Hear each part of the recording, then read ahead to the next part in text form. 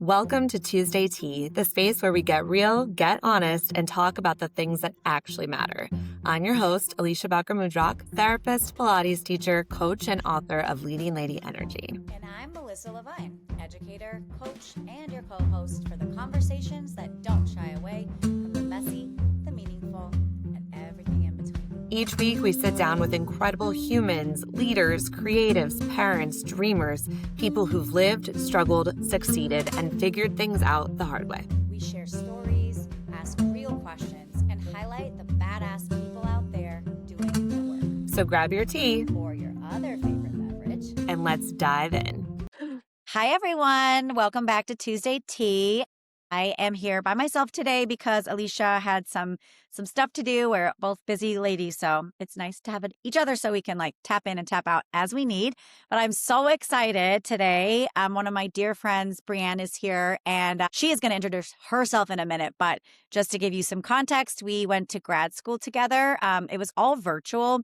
So it's so interesting that we developed such a close friendship in such a strange time. But she was someone that I gravitated toward immediately. Super authentic, just super real. Yeah, we ended up meeting up in person, got to meet her daughter. So yeah, it's been really special to continue being friends with her after all these years, especially meeting during the aftermath of COVID. So I will let her introduce herself, but I'm so honored that you're here today. Thanks so much for having me. I'm super excited to be here, actually, because I think that it's such a unique space to chat and really just share some stories and see where it goes. Like Melissa said, I met her in grad school, literally nursing my babies in Zoom school, and found my way into leadership as well. But I was an educator first. I worked in adapted recreation for about 10 years. I played sports through college and kind of going backwards. I worked my way into leadership after teaching gen ed and special ed. I was in Chicago and Oak Park, and then moved into Berwyn and had an opportunity to be able to stay home with my girls. And I really felt like I wasn't doing either job well. And we relocated an hour and a half south of the city, and we're in little rural America, living with outdoor education days for my preschoolers and playing at the park and hiking. So it's really just a dream come true. And I'm so glad I have this opportunity. It's such a privilege. And I know not everybody gets this opportunity to just slow down. And so to be able to do that, it's just been really such a positive experience for me. It's obviously hard. I think anybody who tells you that it's not. Yeah. I mean, I'm living and breathing, and my coworkers are 4 and 2, right? So having an adult conversation is really just a nice perk for today.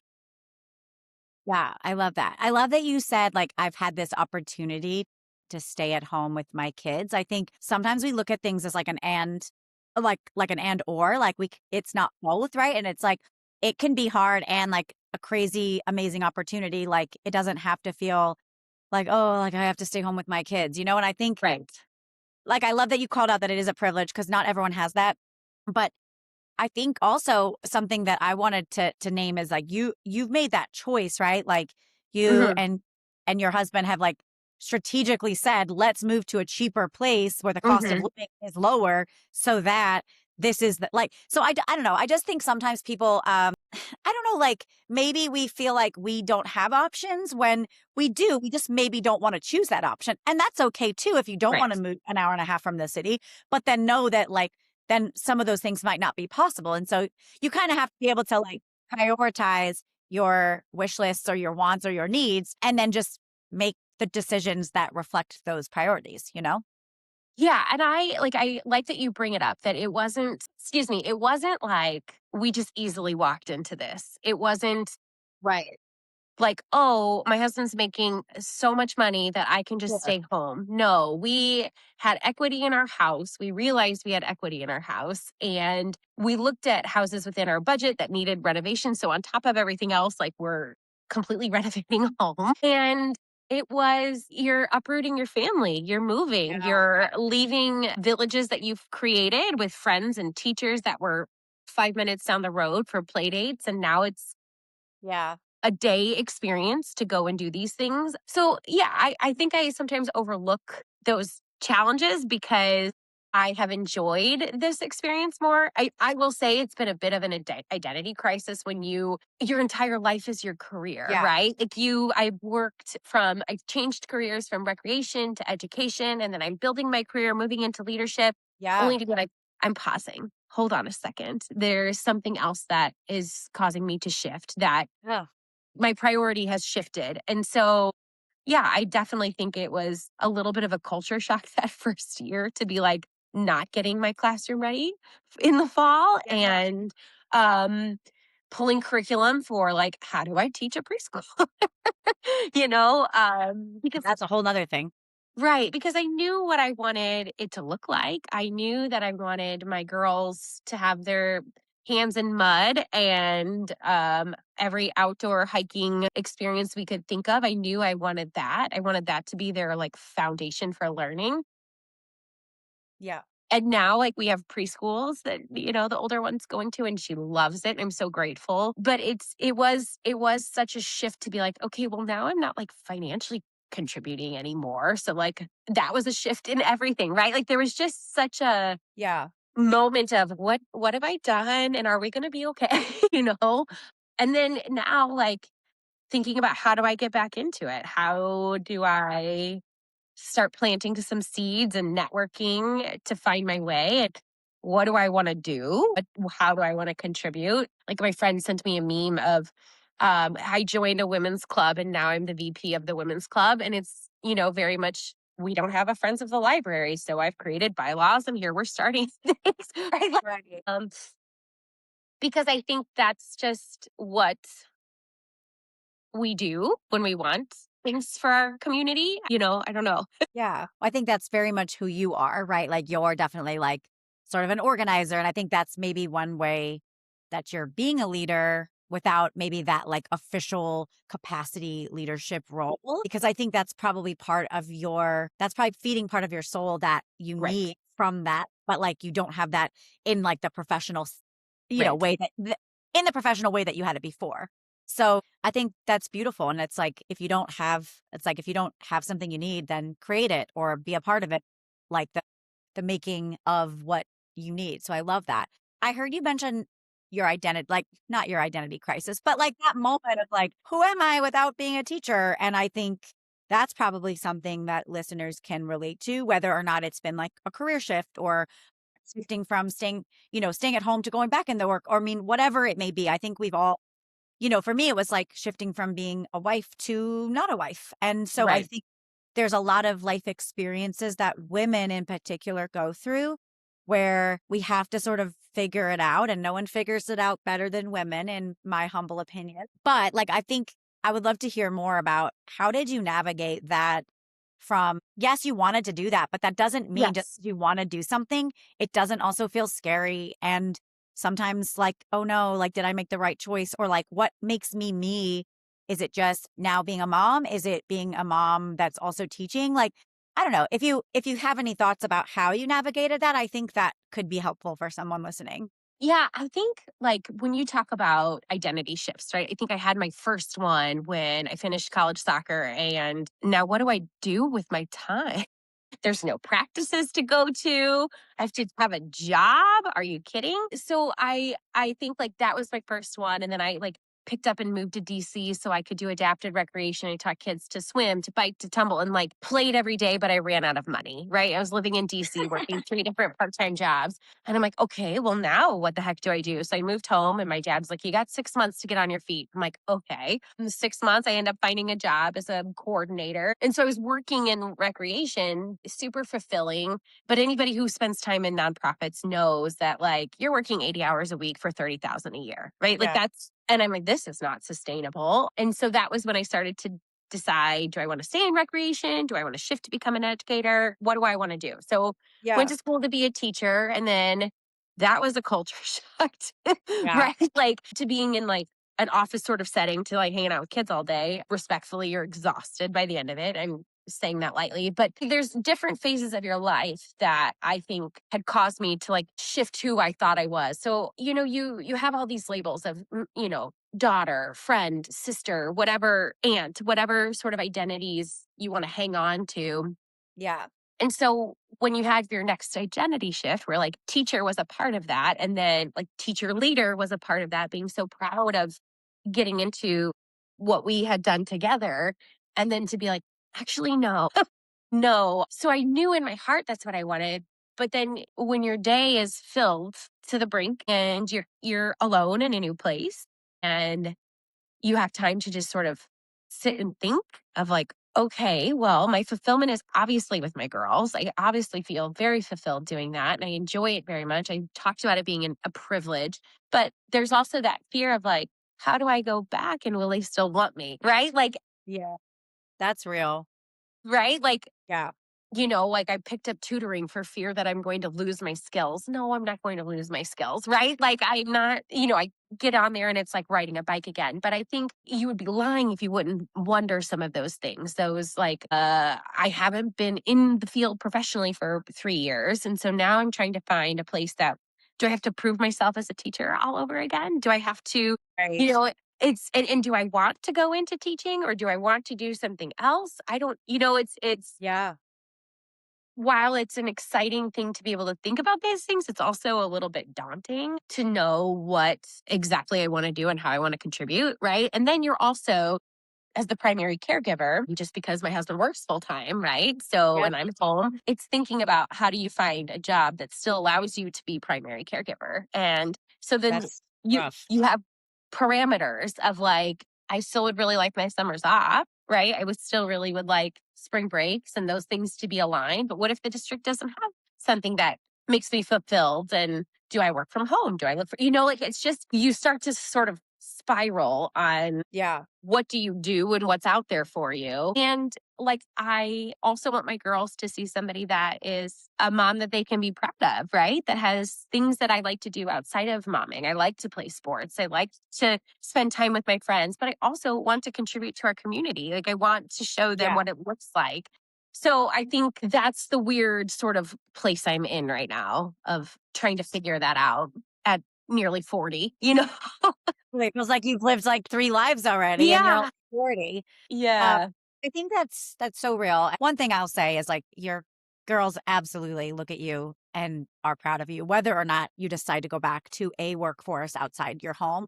Because let's be honest, being a stay-at-home mom, while also sort of like contributing to their like growth academically and all Right. of those things and Right. socially and like doing this stuff with the library, like you're doing lots of things all the time and you're just a person that they would want to emulate. So that you're Thanks. doing, I can unequivocally say that you're someone you would be proud of. But I hear you. I think more than anything, it's more like modeling for them healthy ways that women can be fulfilled with lots of things. I think I'm not sure how you feel, but I'll speak for myself. Just like this, it feels like a really great responsibility to be a parent in general, but particularly to be a parent of girls. I feel Mhm. this like, extra weight of like the world is already structured to sort of suppress and to like socialize them into like certain roles and certain ways of being and certain, attributes, blah, blah, blah. Right. And I'm really like, as you know, like very much like women empowerment, like absolutely Yes. will you not do anything unless you want to do it. Right. Not because you've been told to or society Right. says you should, and Right. all those things. And so I think that's something I'm always thinking about is like modeling for my daughter, but also my son of like you're my number one priority as a parent. Children are my priority, but also like you're not my priority every single second of every single day, number one. Right. Like I also need to like do things that fulfill me and be a full human because I'm gonna be a better parent at the end of the day if I'm pouring into myself in ways fill me up too, right? So yeah, that's just something that I'm thinking about a lot as a parent is just like making sure because for a long time I think I didn't really do anything besides like work and be a mom because it's like literally all I had the capacity for at the time. Right. But it was so unhealthy for me. And honestly, at Mhm. the end of the day, I don't think that's healthy for them to see that either. Like Right. that's your whole life. It's like Right. we're more than just like our job or more than just we have lots of things that make us us and lots of things that we want to do. And I think that's important to nourish those parts of you. Otherwise, you wake up and your kids leave and you're kind of like, okay, well, what now? And then it's like, Right.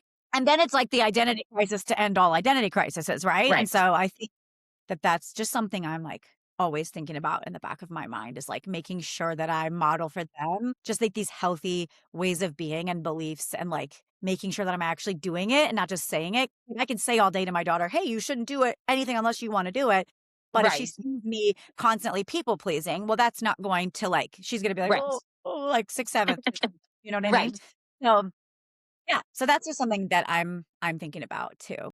Well, and I think like I've talked with Mark about this too, that like if somebody asks my girls, what does your mom do for fun? I don't want them to be like, I have no idea. Right. I want them to Totally. know that I play softball with my friends and you get to come watch and cheer me on. I want them to know that like I enjoy reading a good book. Like I want them to know that I like to do puzzles and board games and all of these things, playing soccer in the backyard. I want them to be able to say, my mom likes to do these things. Yeah, And I think for them to see us as whole people that are beyond just mom. I agree. And man, it's such a hard balance, right? Because So you hard. also, especially if you're working outside of the home, right? Like I think I look at my friends who are moms, much like you, and you get such a limited time with them. And that was what I started noticing. I'm like, I get home at 3:30 and they go to bed at 7. I have 4 hours a day. Like how unfair.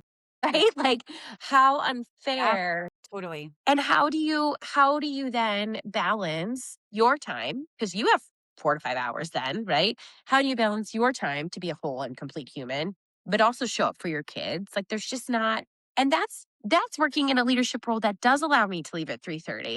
If I was a principal or an assistant principal, Totally. you're You could not leaving at 3:30. You're not, you know, um, that's hard. That's a hard balance. Very hard. yeah, and it's I heard somewhere that was like, this whole like 40-hour work week was like, first of all, that's just like I actually I'm not sure about a job that you work 40 hours a week. Like I'm not aware of that job unless you're like working in a job where it's like legitimately an hourly bit. You know what I mean? Like Yes. maybe then Yeah. you're working 40 hours. But like most jobs, things are happening, coming at you. Like you're not gonna be like, oh, Yes. it's leaving, especially Right. now a lot of people are working from home or sort of like doing the dual work from home and remote.